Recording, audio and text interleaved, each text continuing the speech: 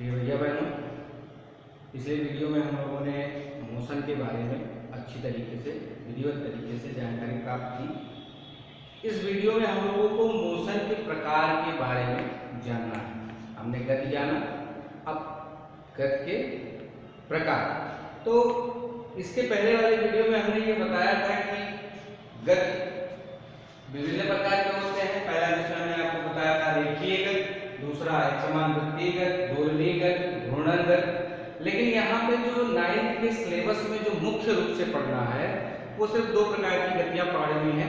एक पहला motion in straight line यानी का मतलब रेखीय गति, दूसरा यूनिफॉर्म सर्कुलर मोशन एक समान वृत्तीय गति। इन दोनों में भी मुख्य रूप से इसे ही पढ़ना है, इसकी डेफिनेशन जानना है। ये हम आपको जब ये रेखीय गति कंप्लीट करेंगे तो ये इसके बाद लास्ट में इसको हम आपको बताएंगे। लेकिन अभी मुख्य रूप से हमको मोशन इन स्ट्रेट लाइन यानी रेखीय गति के बारे में पढ़ना है।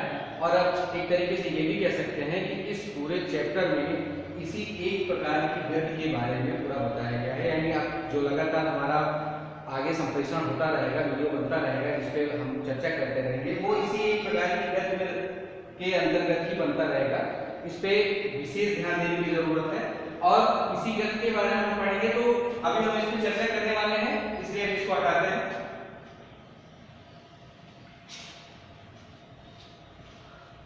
अब आता है हमारा गति के प्रकार में पहला प्रकार यह है कि रेखीय गति। रेखीय गति क्या होती है?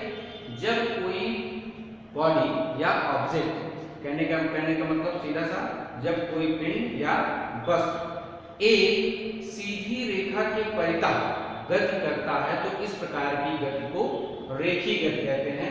सामान्य सी भाषा में जब कोई वस्तु या पिंड एक सीधी रेखा में गति करता है तो इस प्रकार की गति को रेखीय गति कहते हैं। समझने की बात यह है, भौतिक ज्ञान इसको किस तरीके से समझेंगे, थोड़ा सा हम समझेंगे। 8वीं में हमने पढ़ा था कोऑर्डिनेट सिस्टम, निर्देशांक ज्यामिति। निर्देशांक ज्यामिति का कुछ इस तरीके से हम लोगों ने जाना था। इसको कहते थे एक्स एक्सिस और इसको हमने कहा था वाई एक्सिस। वाई एक्सिस और ये आपका ओरिजिन होता था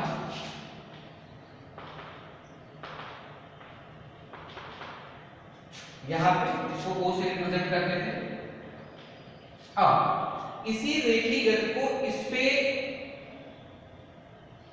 पता करते हैं कि किस तरीके की गति है, किस तरीके से हम इसको दिखाएंगे तो हम ये स्पष्ट कर पाएंगे कि गति जो है वो रेखीय गति है, किसी और प्रकार की गति है।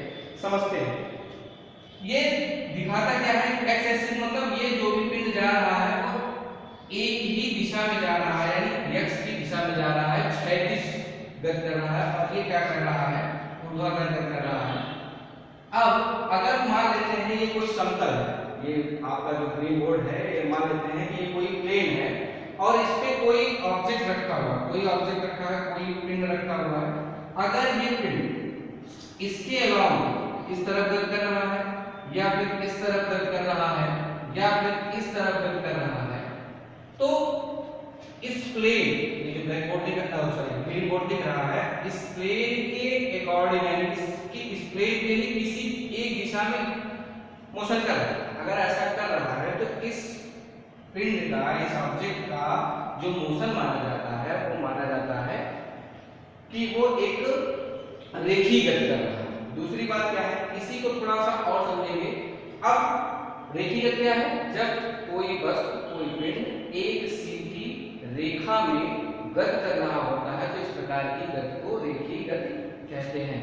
कहने का मतलब ये अपनी डायरेक्शन बार बार चेंज ना करे, और चेंज की डायरेक्शन भी अगर चेंज करता है तो वो नहीं मायने रखता है। मायने क्या रखता है कि वो किसी, इसको एक दूसरी तरीके से समझते हैं डायमेंशनल मतलब बीमी का मतलब अगर लंबाई के पढ़ता जा रहा है तो लंबाई के पढ़ता जाए, ऊंचाई के पढ़ता जा रहा है ऊंचाई के पढ़ता जाए, और चौड़ाई के पढ़ता जा रहा है तो चौड़ाई। यानी अगर हम सीधी रेखा में जा रहा है, कहने का मतलब इस तरीके से रैंडमली मोशन ना करें तो वो गति जो होती है वो रेखीय गति। अब इसी में दो प्रकार की गतियां होती हैं। पहला होता है यूनिफॉर्म मोशन,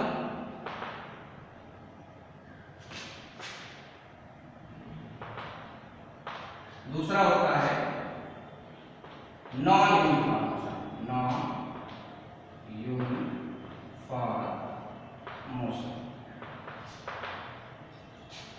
एक समान गति,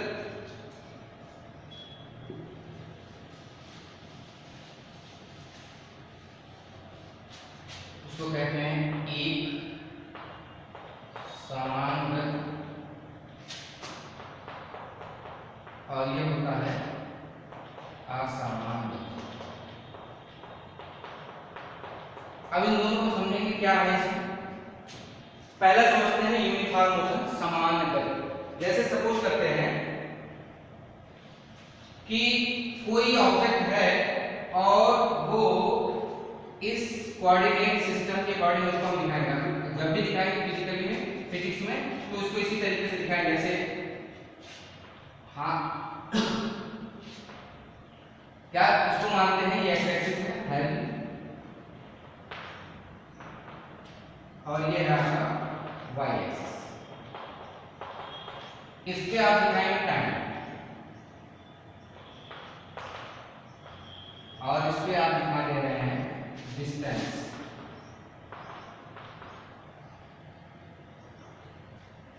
यानी अगर हम कोई बॉडी, कोई ऑब्जेक्ट,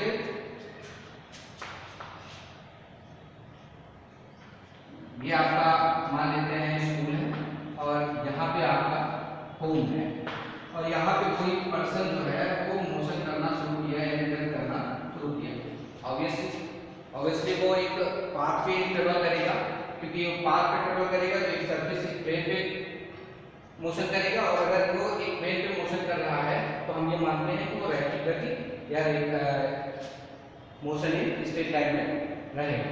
तो अब जैसे सपोज करते हैं कि ये व्यक्ति दो तरीके से गति कर सकता है।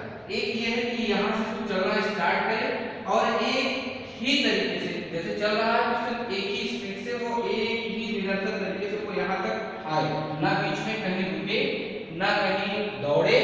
यानी अगर वो एक तरीके से, जिस तरीके से उसने स्टार्ट में चलना शुरू किया और उसी तरीके से वो चलता गया और अपने स्कूल से घर तक उसी स्पीड से चला, तो इस प्रकार की गति को यूनिफॉर्म मोशन कहेंगे, यानी एक समान गति कहेंगे। दूसरी बात क्या है, अगर उसने बीच में कहीं दौड़ना शुरू किया या रुक गया तो उस प्रकार की गति को कहेंगे असमान गति। इसी को अब इस पे कैसे समझेंगे? इसको मान लेते हैं टाइम इंटरवल। टाइम इंटरवल मतलब समयांतराल। मान लेते हैं कि उसको अपने घर से, अपने स्कूल से, यहाँ से उसका स्कूल और यहाँ पे उसका होम, ये इसका होम है और यहाँ पे उसका स्कूल है। अपने स्कूल से वो अपने घर तक जाने में 1 घंटा का समय लेता है, 1 आवर का समय लेता है, और ये 10-10 मिनट के अंतराल है। ये 10 मिनट यहाँ पे, ये 20, ये 30, ये 40, ये 50, ये 60। तो एक 1 आवर इसके यहाँ पूरे हो जाएंगे, 10-10 मिनट के इंटरवल में है। और मान लेते हैं उसका घर और स्कूल दोनों के बीच की जो दूरी है वो 10 किलोमीटर। सब हम कुछ भी अज्यूम कर सकते हैं, कुछ भी सपोज कर सकते हैं, 10, 20, 50, 100। और हम मान लेते हैं कि वो टाइम इंटरवल क्या है, वो जो डिस्टेंस इंटरवल है, दूरी का अंतराल है, वो 1 किलोमीटर है। सॉरी, अगर 10 किलोमीटर है तो 1 किलोमीटर मानते हैं। 2, 3, 4, 5, 6, 7, 8, आगे 9 होगा और 10 होगा, जो भी होगा। तो अब मान लेते हैं, जैसे मान लेते हैं कि अब वो पहले 10 मिनट में, अगर वो पहले 10 मिनट में 1 किलोमीटर दूरी तय किया, तो पहला 10 मिनट यहाँ पे पूरा हो रहा है, यानी यहाँ पे इसके ऊपर, और पहले 1 किलोमीटर की दूरी तय किया तो इसके सीधे हो गया। यानी हमको ये जो इसका पॉइंट मिला वो इस ग्राफ में यहाँ पे मिला। दूसरा टाइम इंटरवल, दूसरा अंतराल देते हैं अगले 10 मिनट, यानी इस 10 मिनट से इस 20 मिनट के बीच में कितना है, कितना टाइम लग रहा है, ये भी 10 मिनट का अंतर है। तो इस 10 मिनट में अगर उसने फिर से 1 किलोमीटर तय किया, यानी 1 किलोमीटर वो तय कर चुका होगा, यहाँ पे टाइम लगेगा, यानी वो यहाँ पे पहुंचेगा और टाइम इसका यहाँ पे होगा, इसके सामने पहुंचेगा। अगला, फिर अगर वो अगले 10 मिनट में यानी 20 और 30 मिनट के बीच में वो 1 किलोमीटर ही तय करता है, तो यानी वो कुल 3 किलोमीटर तय कर लेगा, यहाँ पे पहुंच जाएगा इसके सामने। ऐसे ही वो अगले 10 मिनट में 1 किलोमीटर यानी हर 10 मिनट में वो 1 किलोमीटर तय करता जाएगा और हमको ग्राफ पे यानी कोऑर्डिनेट सिस्टम पे इस तरीके के पॉइंट्स प्राप्त हो जाएंगे। अगर हम इन पॉइंट्स को ऐसे मिलाएंगे तो हमको एक सीधी रेखा ऐसे मिलती है।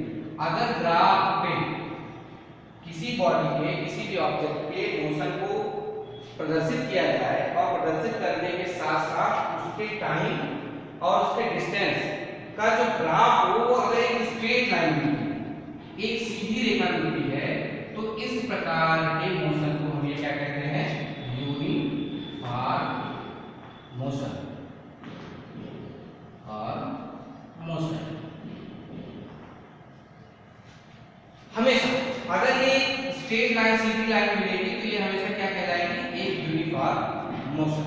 दूसरा क्या आता है, non uniform motion. Non uniform motion क्या होगा,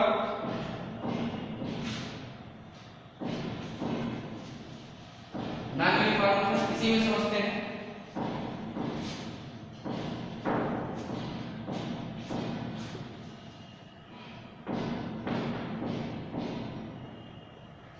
नॉन यूनिफॉर्म मोशन असमान गति। असमान गति क्या है, यदि फिर से वही चीज मान लेते हैं कोई पर्सन यहां से चलना स्टार्ट किया यहां से, और वो स्टार्ट करने के साथ साथ वो इस तरफ मूव करना शुरू किया और यहां से यहां तक की डिस्टेंस हम मान लेते हैं 10 किलोमीटर है या 5 किलोमीटर है, जो भी आप मान सकते हैं, आप कुछ भी मान सकते हैं। और यहां से वहां तक पहुंचने में उसको लगा टोटल टाइम 1 आवर। कितना लगा, 1 आवर यानी 1 घंटा लगा। तो अब लेकिन उसने चलने के साथ साथ क्या किया, जब वो पहला 10 मिनट चला तो उसने पहले 10 मिनट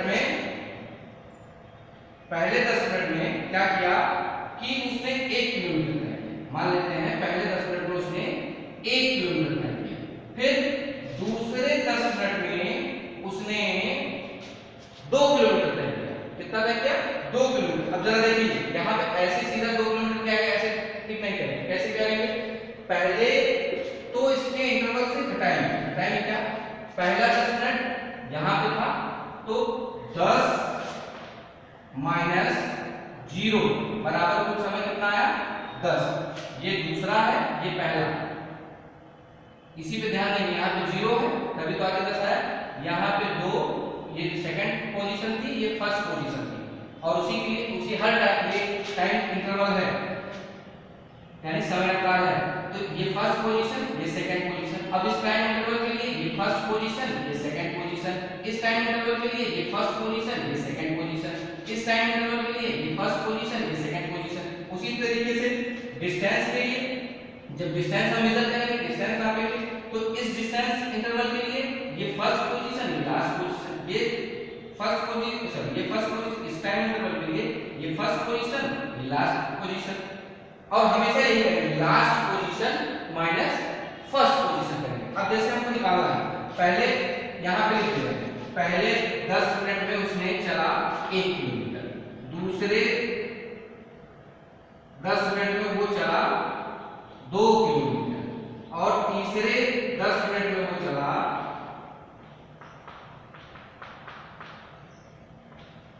पुनः 1 किलोमीटर, और चौथे में वो चला, अगले चौथे में चला वो 3 किलोमीटर। पांचवें वाले क्रम में अगले 5वें वाले 10 मिनट में क्या चला वो 2 किलोमीटर चला। अब यहां पे हम देखेंगे